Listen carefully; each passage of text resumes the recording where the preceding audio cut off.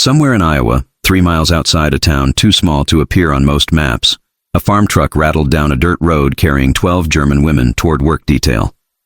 The cornfield stretched endlessly on both sides, green stalks already waist-high in the summer heat. The sky was impossibly blue.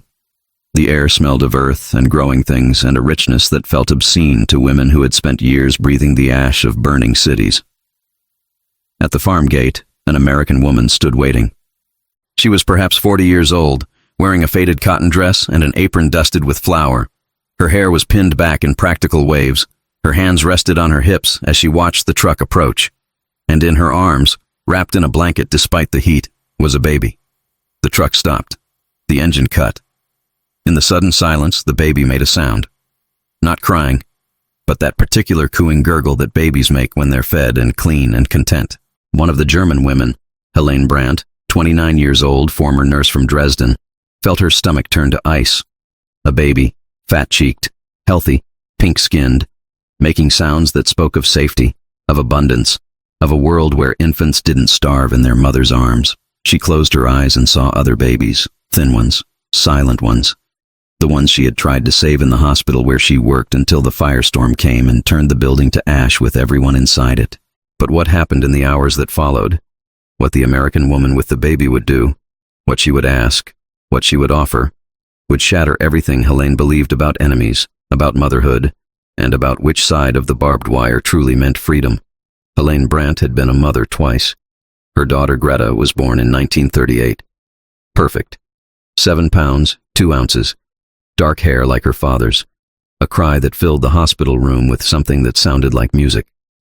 Helene had counted her fingers, her toes, had traced the delicate shell of her ear and thought, this is what we were made to create.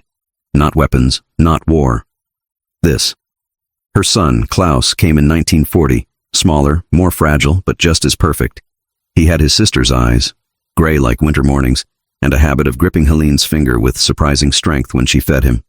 She had 2 children, past tense, because by February 1945, she had none. Greta died during the firestorm that consumed Dresden. She was 6 years old. They found her body in the cellar 3 days later, curled against the wall as if sleeping. The smoke had taken her before the flames could. That was what they told Helene. As if it mattered how death arrived when death arrived. Klaus died 2 weeks later, not from bombs, from the aftermath. From the chaos of a destroyed city where hospitals no longer existed and medicine had disappeared, and a 5-year-old boy with dysentery simply dehydrated slowly over 3 days while his mother held him and whispered lies about how everything would be fine.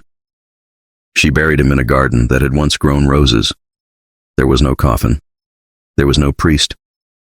There was only frozen earth that she dug with her bare hands until they bled. Now she stood in an Iowa cornfield, staring at an American baby who weighed more than Klaus had weighed in his final week, and something inside her chest felt like it was tearing open. They had been warned about American families. The propaganda had been specific. Americans would use their children as weapons, displaying their health, their abundance, their well-fed faces to humiliate German prisoners. They would parade their babies in front of women who had lost everything, would force captives to care for enemy children while their own starved in occupied zones. They will make you servants in their homes, the briefing officer had said during the final chaotic weeks in Germany. They will make you hold their children, feed them, clean them while your own families die. It is how they break you. By showing you what you have lost and what you can never have again. Helene had filed that away with all the other warnings, some true, some exaggerated, all designed to make capture seem worse than death. But now, standing in the back of the truck while the American woman approached with her baby, she wondered if perhaps this warning had been the most accurate one, because just the sight of that healthy child, that impossible roundness of cheeks and arms, felt like a knife twisting in a wound that had never healed. The guard, a corporal from Nebraska with decent German, called out instructions. You'll be working the vegetable gardens today, weeding, watering, harvesting what's ready. Mrs. Patterson here runs the farm with her husband. You follow her instructions. You work hard. You don't cause problems. Clear? The women nodded. They had learned compliance in the months since capture. Resistance achieved nothing except harder labor and fewer privileges. Mrs. Patterson stepped closer to the truck, the baby still in her arms. She looked at the assembled women with an expression that was neither hostile nor friendly, just evaluating, the way a farmer evaluates livestock at auction. Then she did something unexpected. She smiled. Not a cruel smile, not a mocking smile. Just a simple expression of welcome that looked completely out of place on the face of someone who should have been their enemy. "Welcome to Patterson Farm," she said in English. The guard translated. "We'll work you hard, but we'll feed you well. Fair trade. Now let's get started." She turned and walked toward the garden, the baby bouncing slightly with each step, making those contented sounds that only well-fed babies make. Helene climbed down from the truck and felt the Iowa soil beneath her boots. It was dark and rich, nothing like the ash-gray earth of Dresden's ruins. Things grew here, things thrived, things lived. She wanted to weep, she wanted to scream. She did neither.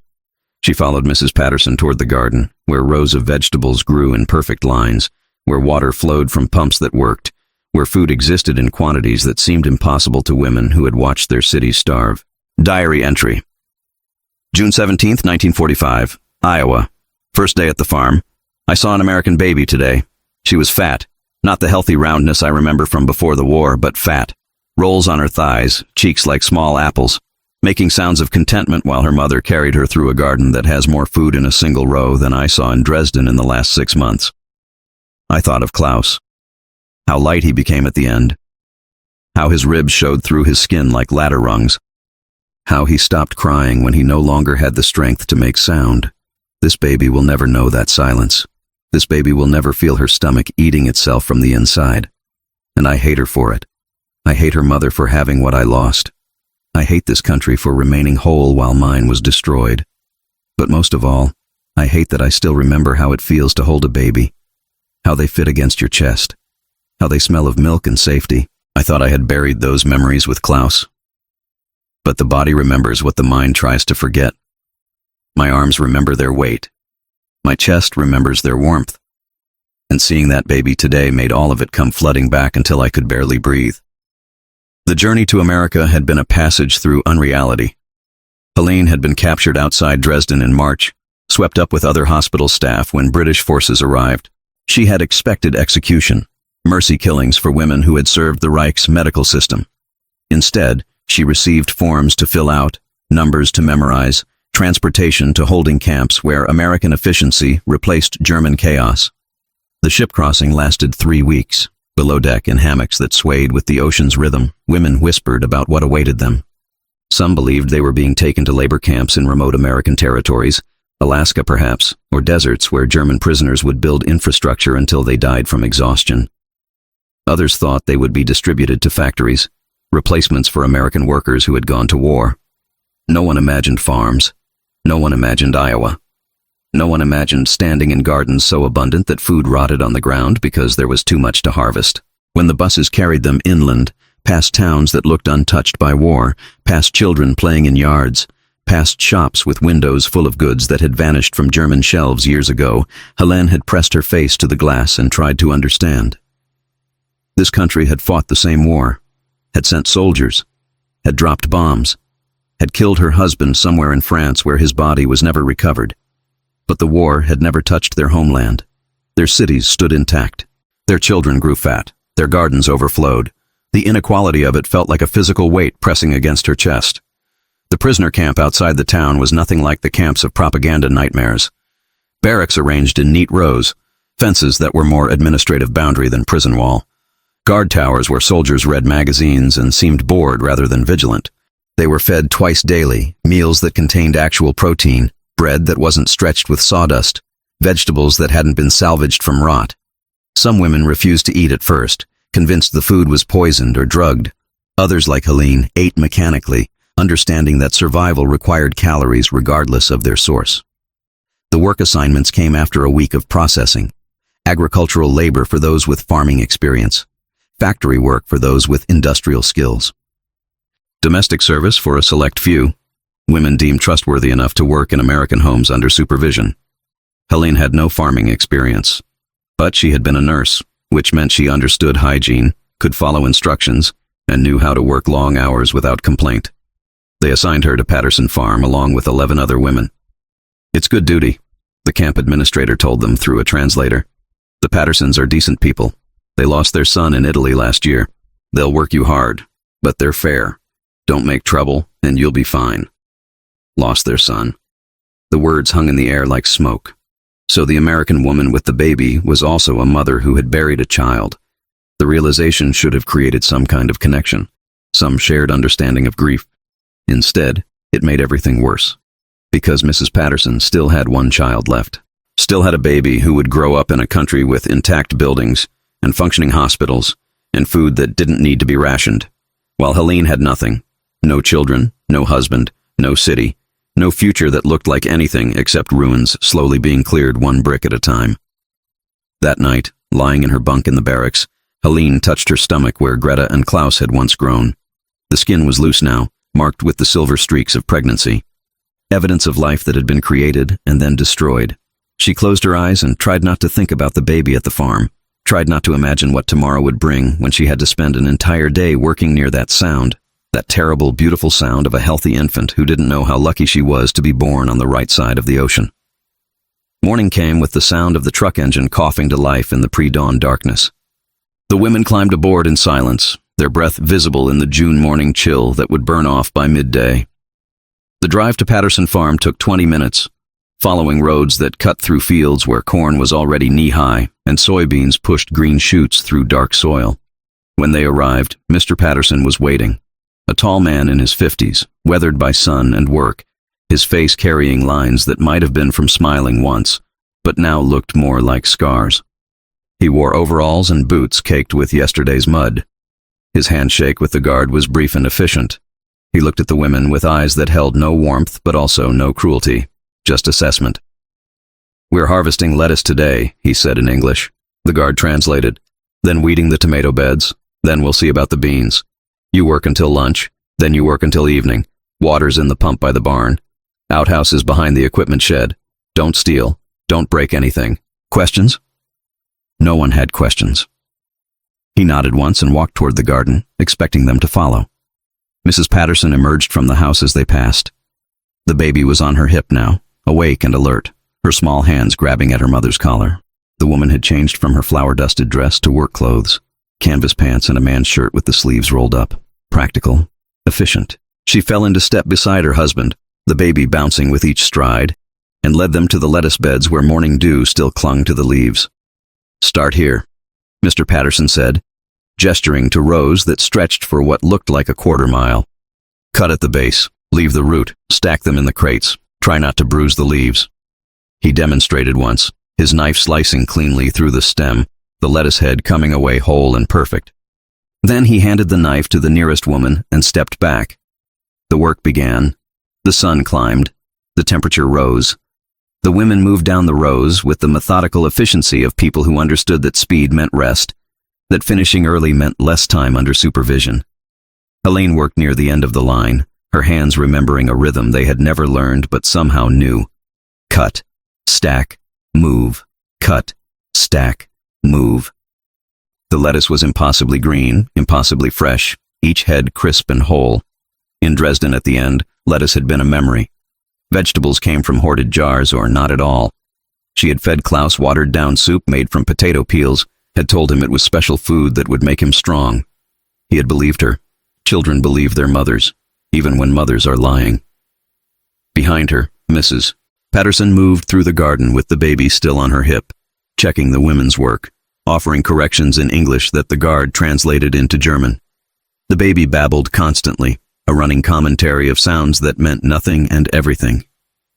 Mama. That was the word she kept repeating. Mama, mama, mama. Each repetition was a small knife. At mid-morning, Mrs. Patterson disappeared into the house. When she returned, the baby was gone. Put down for a nap, Helene assumed. The woman now carried a basket and moved down the line, handing out hard-boiled eggs and slices of bread with butter. "You can't work on empty stomachs," she said through the guard. "Eat, drink water, 5-minute break." The women took the food with the same careful suspicion they had shown everything American. But hunger was stronger than pride, and the eggs disappeared quickly. Helene bit into hers and tasted salt, real butter, the richness of a chicken that had been fed properly.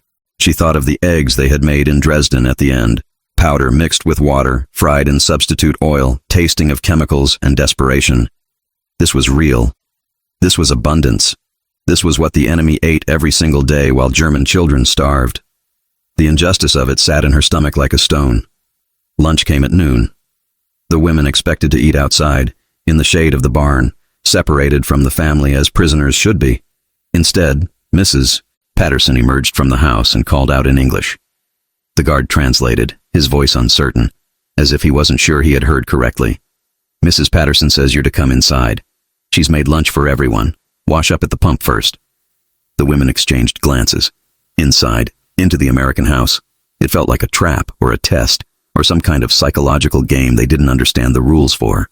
But the guard was already moving toward the house, and they had learned that hesitation only made things worse. So they followed. The kitchen was large and bright, with windows that overlooked the garden and a table that could seat 12. The smell hit them first. Bread baking, something savory simmering on the stove, coffee brewing in a pot that looked like it had never known rationing. Mrs. Patterson stood at the counter, slicing a roast that made Helene's mouth water involuntarily. Real meat. An entire roast. More protein than she had seen in 6 months. "Sit," the woman said, gesturing to the table. "Don't be shy. There's plenty." Plenty. The word sounded obscene. They sat awkwardly, 12 German women in American work clothes, at an enemy table, while Mrs. Patterson served them sliced beef, mashed potatoes, green beans swimming in butter, fresh bread that steamed when she cut it. The portions were generous, not prison portions, not rationed portions. Family portions, the kind you gave people you actually wanted to feed properly. Helene stared at her plate and felt tears burning behind her eyes. Klaus had died begging for food, had asked if there was more soup, "Just a little more, please, Mama, I'm so hungry." And she had given him the last of what she had and told him that was all there was, and watched him cry himself to sleep with his stomach cramping. And now she sat at an enemy table with more food in front of her than Klaus had eaten in his final week combined. They were halfway through the meal when the baby woke. Her cry came from somewhere deeper in the house, not distressed, just announcing her presence the way healthy babies do. Mrs. Patterson set down her fork, excused herself in English, and disappeared down the hallway.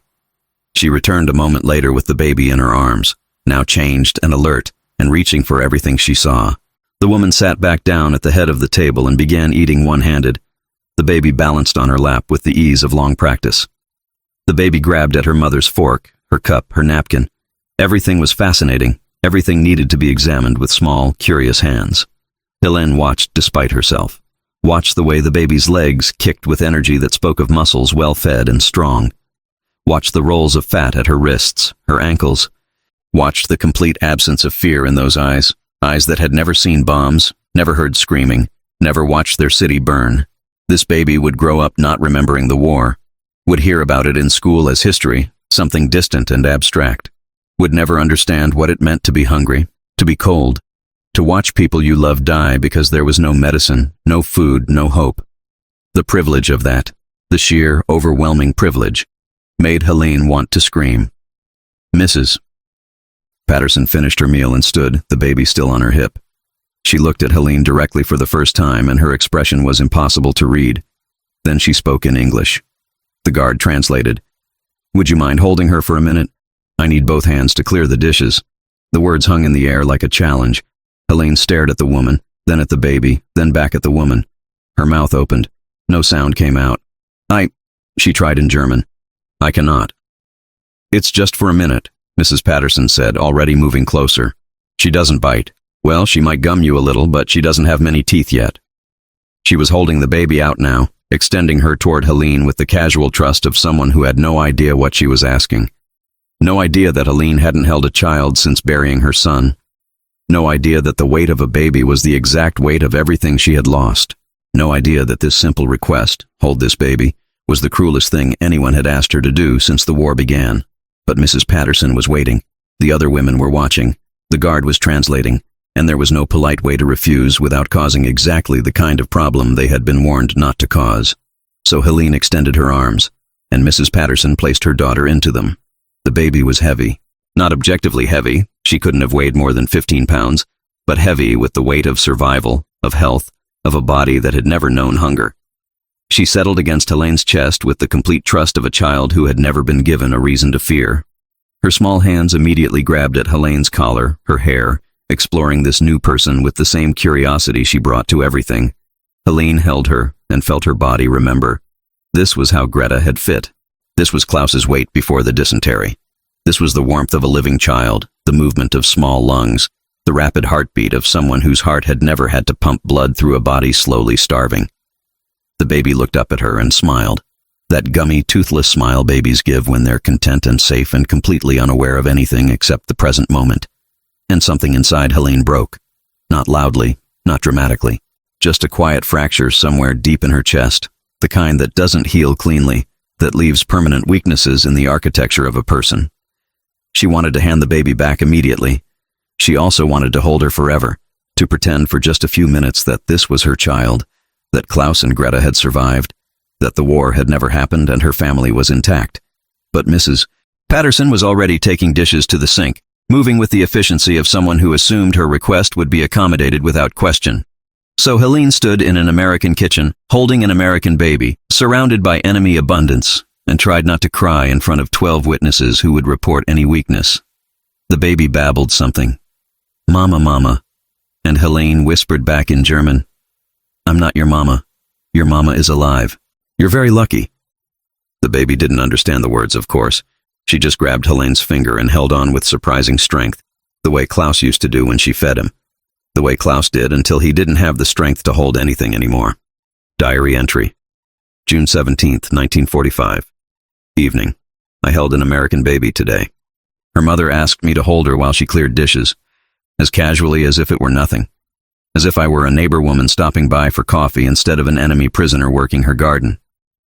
The baby was 15 pounds, maybe 16, fat enough to have dimples in her knuckles. I held her for 3 minutes.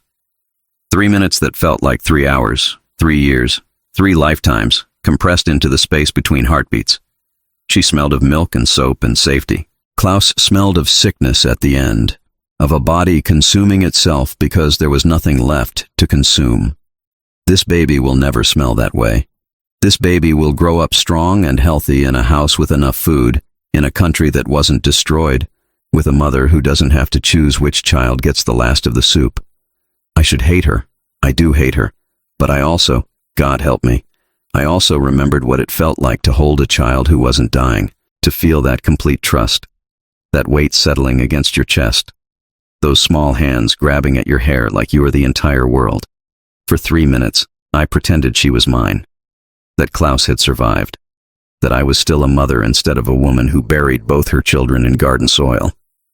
Then Mrs. Patterson took her back, thanked me in English I barely understood, and continued clearing dishes as if nothing extraordinary had happened, as if she hadn't just forced me to feel everything I've been trying not to feel for 4 months.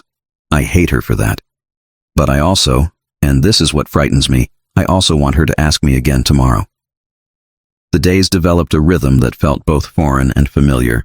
Morning truck ride through cornfields turning gold in the summer sun. 8 hours in the Patterson garden, hands deep in soil that smelled of growing things instead of ash. Lunch in the kitchen where the baby babbled and grabbed and existed with the loud confidence of a child who had never learned to be quiet during air raids. And always, every single day, Mrs. Patterson would find a moment to hand her daughter to Helene. "Just for a minute while I check the beans. Hold her while I get the laundry off the line. Can you watch her? I need to help Tom with the tractor." It became routine. Expected. As much a part of the work detail as weeding tomatoes or harvesting lettuce. The other women noticed, of course. In the barracks at night, they whispered about it. Why Mrs. Patterson always chose Helene, why she trusted an enemy prisoner with her child, what it meant. "She's testing you," Greta, one of the other prisoners, suggested. "Seeing if you'll hurt the baby, proving we're not the monsters they said we were. Or maybe," another woman offered quietly, "she's just tired. Babies are heavy. Farms are work. Maybe it's nothing." But Helene knew it was something. She felt it in the way Mrs. Patterson watched her with those unreadable eyes, in the careful way she placed the baby in Helene's arms, as if conducting an experiment whose results she was cataloging in some internal ledger. The baby's name was Sarah. Helene learned this in the second week, overhearing Mrs. Patterson call to her husband, "Tom, can you get Sarah's bottle? She's fussing." Sarah, a biblical name, a name that meant princess, though Helene only knew that because her mother had once considered it for Greta. Knowing the baby's name made everything worse. made her real in a way she hadn't been when she was just the baby, an abstract representation of American abundance rather than a specific human being with a specific identity. Sarah Patterson, 7 months old, born in November 1944, while Helene was still in Dresden watching her city prepare for the end.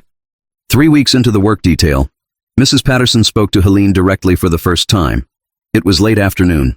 The other women were at the far end of the garden, harvesting beans. The guard was smoking by the truck, his attention on a letter from home. Mr. Patterson was somewhere in the barn, fixing equipment, and Helene was sitting on the porch steps, holding Sarah while Mrs. Patterson hung laundry on the line that stretched between two posts. The baby had fallen asleep against Helene's shoulder, her small body completely relaxed, her breath warm against Helene's neck. That particular weight of a sleeping child, trusting, vulnerable, safe. Mrs. Patterson finished hanging a sheet, then turned and looked at Helene with an expression that was different from her usual assessment. Softer maybe, or sadder. Hard to tell. She sat down on the steps, leaving a careful distance between them, and spoke in slow, clear English. "You were a mother." It wasn't a question. The guard was too far away to translate. But Helene understood the words anyway, understood them in the way she understood that water was wet and fire was hot, fundamental truths that needed no explanation. She nodded once.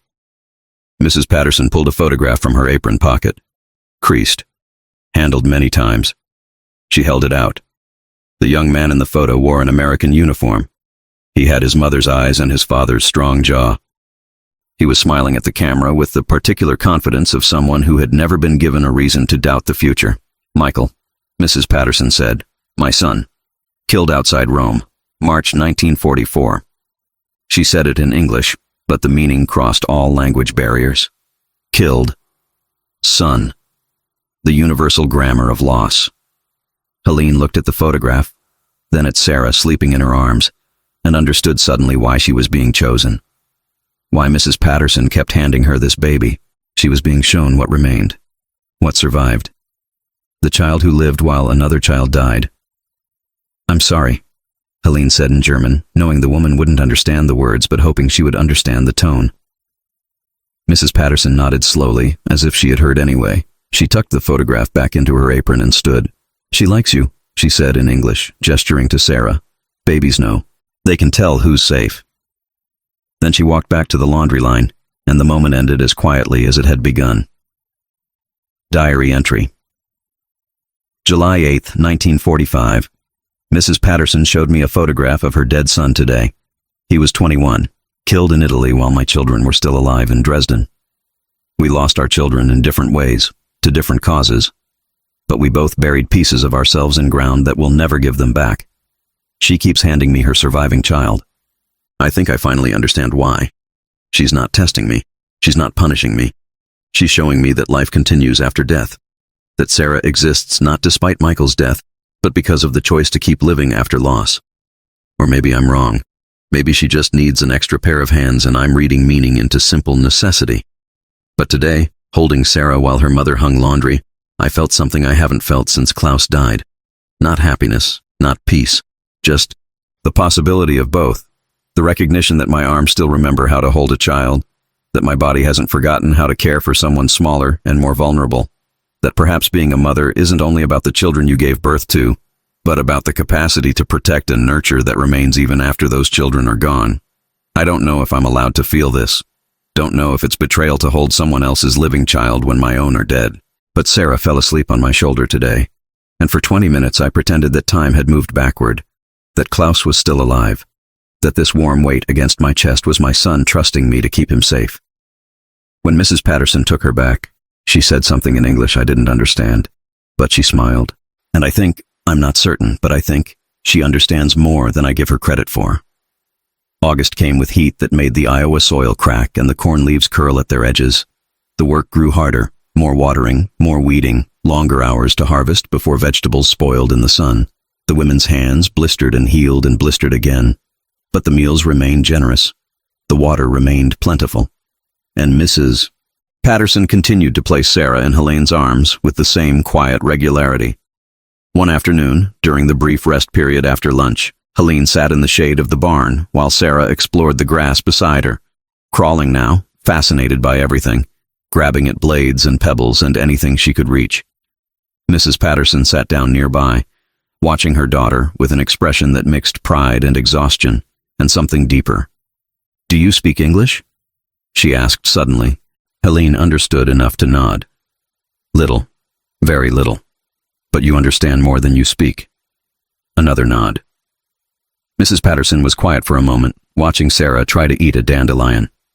Then she said in slow, careful English, "I know you lost children. I see it, in how you hold her, in your face when she laughs."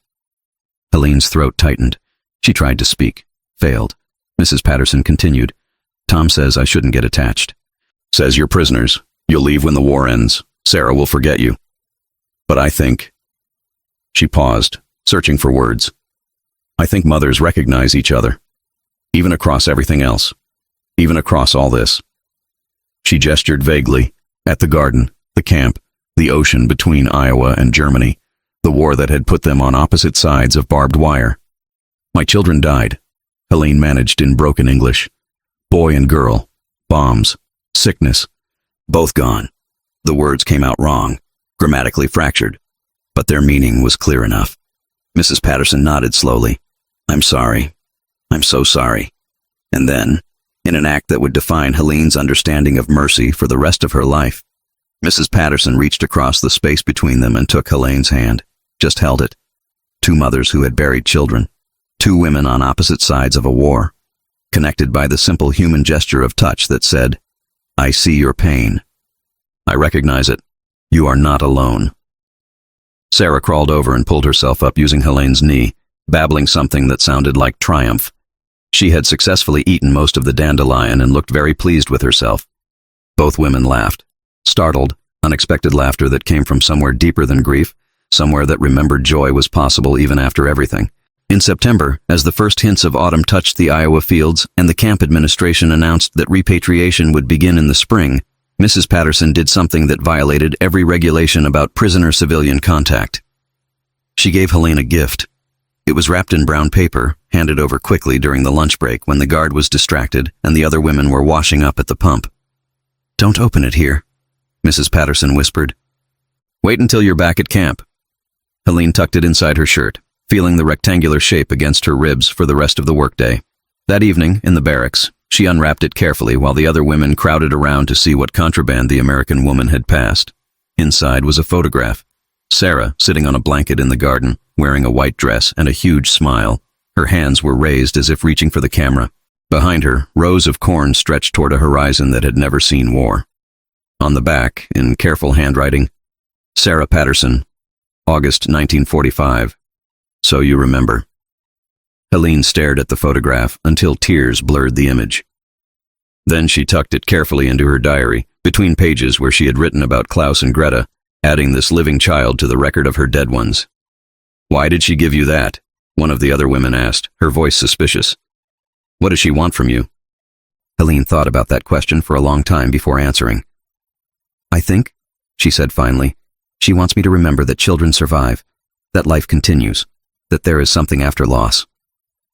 Or maybe, and this was the thought she didn't speak aloud, Mrs. Patterson wanted Sarah to be remembered by someone who had held her with the fierce, protective love of someone who knew exactly how precious and fragile children were. Diary entry, September 15th, 1945, Mrs. Patterson gave me a photograph of Sarah today. I am not supposed to have it. Fraternization with civilians is prohibited. But I will keep it anyway, hidden with my other contraband, the letters from home, the diary I'm not supposed to write, the small collection of violations that keep me human. I have held this baby almost every workday for 3 months. I have watched her learn to crawl, to grab, to say mama with increasing clarity. I have changed her diaper when Mrs. Patterson's hands were full of harvest. I have rocked her to sleep when she was fussy in the afternoon heat. I have done all the things mothers do for a child who is not mine, in a country that should be my enemy. And I have learned something unexpected, that the capacity to mother doesn't die with your children. It remains, dormant maybe, but present, ready to activate when small hands reach for you, when small bodies trust you to hold them safely. Being a mother, I think, is not only about biology. It's about the choice to care, the willingness to protect, the ability to see a vulnerable human and say, I will keep you safe, even though the world is cruel, even though everything can be taken away, even though I know better than most how badly this can end. Mrs. Patterson chose to let me care for her daughter, chose to trust an enemy prisoner with her remaining child. I don't know if that makes her foolish or wise or simply desperate for help on a farm that demands more labor than two people can provide. But I am grateful. Because holding Sarah has reminded me that my arms still work, that my heart, though broken, can still feel something besides grief, that I am still capable of gentleness toward the innocent. When I go back to Germany, and I will go back, whenever they finally send us home, I will carry this photograph. We'll remember that in the middle of the worst war humanity has ever waged, an American woman trusted a German prisoner with the thing she loved most. And I will try to be worthy of that trust by rebuilding a country where children like Sarah and Klaus and Greta can grow up without knowing war.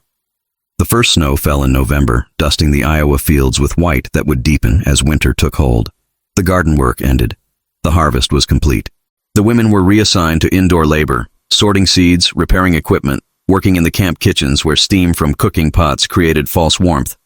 Helene didn't return to Patterson Farm after October. She asked about it once. The camp administrator looked at her strangely. Agricultural assignments are seasonal. They'll call for workers again in spring. Why? She didn't answer. Couldn't explain that she missed the weight of a baby on her hip, the sound of a specific child's laugh, the quiet companionship of a woman who had understood grief without needing translation. In December, the official announcement came. Repatriation would begin in March. Women would be transported to East Coast ports and returned to Germany by ship. They would be processed through displaced persons camps, then released to find what remained of their homes. Helene received a letter from her sister in late December. Their parents were dead. The house was gone. Dresden was being rebuilt slowly, but it would be decades before the city resembled anything except ruins. "Come home anyway," her sister wrote. "We need everyone who survived. We need to remember what we were so we can become something better." In February, 2 weeks before her transport date, Helene received permission for one final visit to Patterson Farm. It wasn't official. The camp administrator looked the other way when she climbed into the supply truck making a delivery run. The driver, a corporal who had seen her work all summer, didn't ask questions. She arrived at the farm in late afternoon as winter light turned the snow-covered fields blue and gold. Mrs. Patterson opened the door before Helene could knock, as if she had been watching for her. Sarah was on her hip, bigger now, heavier, her face showing the beginnings of personality beyond just infant reflexes. "I knew you'd come," Mrs. Patterson said in English. Helene didn't pretend she didn't understand. They sat in the kitchen where they had shared so many lunches. Mrs. Patterson made coffee, real coffee, strong and hot. Sarah sat on the floor playing with wooden blocks, occasionally looking up to babble at the women. "I'm going home," Helene said carefully in English. "To Germany." "March," Mrs. Patterson nodded. "I figured. Tom said the camp was processing people out." They sat in silence for a while, watching Sarah build and destroy towers with the focused intensity of someone discovering cause and effect. "She'll forget me," Helene said finally. "Probably," Mrs. Patterson agreed. "She's too young to remember, but I won't forget, and when she's older, I'll tell her about the German woman who held her with such gentleness." "Who taught me that enemies are just people who haven't met properly yet?" Helene smiled despite herself. "In Germany, they taught us you were barbarians, that Americans were cruel, careless with life, interested only in conquest. And what do you think now?" Helene looked at Sarah, at the warm kitchen, at the woman who had trusted her with something precious. "I think," she said slowly, "that war makes us believe lies so we can kill each other without guilt. And that sometimes holding a baby is enough to remember the truth." Mrs. Patterson reached across the table and took her hand again. That same gesture from months ago, simple and profound. "When you get home," she said, "when you start rebuilding, remember that Sarah exists, that we fed you, that we tried to treat you like human beings. And maybe, build something that makes sure our children never have to fight each other." Helene nodded, not trusting herself to speak. She held Sarah one last time. The baby grabbed her hair, her collar, babbling happily, unaware that this was goodbye. Helene breathed in that particular smell, milk and soap and safety, and tried to memorize it, knowing memory was all she would have left. When she handed Sarah back, Mrs. Patterson pressed something into her hand, a small bundle wrapped in cloth. "Don't open it until you're on the ship," she said. "Diary entry. February 28, 1946, last entry from America. Tomorrow I board the ship. Next week I will see Germany again. What's left of it? Today I said goodbye to Sarah. She is 10 months old now, into a destroyed country where children still needed warmth, where babies were still being born into ruins, where the future remained uncertain but not impossible. Helene Brandt returned to Dresden in April 1946. She found her sister living in a basement apartment in what had been the Neustadt district.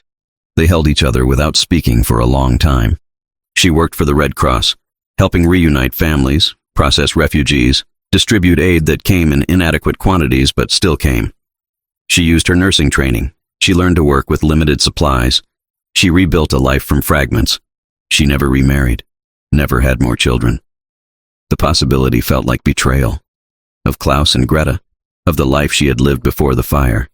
But she used the blanket, a neighbor's baby, born in winter with nothing. A young mother in the next building, her first child arriving in a city still clearing rubble. A sister's grandchild years later, when some semblance of normal life had returned. The blanket circulated through Dresden's slowly rebuilding community, washed, mended, passed from family to family like a message that some things survived, that warmth could be shared, that kindness crossed all borders. People asked about it sometimes, about the quality of the knitting, clearly American, about how she had acquired it. She told them the truth. An American mother had given it to her, a woman who had lost a son but chose to trust an enemy prisoner with her surviving daughter, a woman who had shown her that the capacity to care doesn't die with your children. It just waits, dormant, ready to activate when small hands reach for you. In 1963, Helene received a letter from America. The envelope was addressed in careful handwriting. Inside was a photograph, a young woman in a graduation gown, smiling at the camera with confidence and intelligence and life. The note was brief. Dear Mrs. Brandt, my mother passed away last year. Before she died, she told me about you, about how you held me when I was a baby, when you were a prisoner on our farm. She said you had lost children and that holding me helped you remember how to be gentle after war had made you hard. I wanted you to know that I'm graduating from college this spring. I'm studying to be a teacher. I want to work with children, to help them understand that people are more than the countries they come from. I think my mother would have liked that. I think you might too. Thank you for being kind to a baby who doesn't remember you. I don't have those memories, but I carry the story of you. It has shaped how I see the world. With gratitude, Sarah Patterson Whitmore. Helene held the photograph and the letter and looked at the young woman Sarah had become. 21 years old, the same age Michael Patterson had been when he died in Italy. But Sarah lived, survived, thrived, and perhaps that was the only victory that mattered. That some children made it through, that some babies became adults, that life continued despite everything war tried to destroy. She wrote back, a long letter in careful English, telling Sarah about Klaus and Greta, about Dresden, about the blanket that still circulated through her neighborhood, keeping babies warm. She wrote, Your mother taught me that enemies are just people who haven't been given the chance to understand each other. Hold on to that lesson. Teach it to your students. Make sure the next generation knows that the weight of a baby is the same regardless of nationality. That trust is possible even after betrayal. That kindness is not weakness. It's the only thing strong enough to survive war. They corresponded for years after that. Sarah sent photographs, her wedding, her own starting to walk, starting to say words that sound almost like language. She will grow up in Iowa on a farm where food is abundant and bombs are history, and the only war she knows will be what she reads in books. She will never remember me, but I will remember her. Every day for the rest of my life, I will remember the weight of her in my arms, the trust in her eyes, the way she fell asleep on my shoulder as if she knew I would keep her safe. Mrs. Patterson gave me a package to open on the ship. I can feel that it's soft, fabric maybe. I will wait as she asked, but I already know what it will mean, that even in war, kindness is possible, that even between enemies, mercy can exist, that children are children, regardless of which side of the ocean they're born on. I am going home to ruins, to a city that barely exists, to a life that will be defined by reconstruction and scarcity and the slow work of rebuilding from nothing. But I am not going home empty. I carry the memory of an American baby who trusted me, of an American mother who gave me back my capacity to care, of an American farm where for one summer I was not a prisoner, just a woman whose arms remembered how to hold a child. That is not nothing.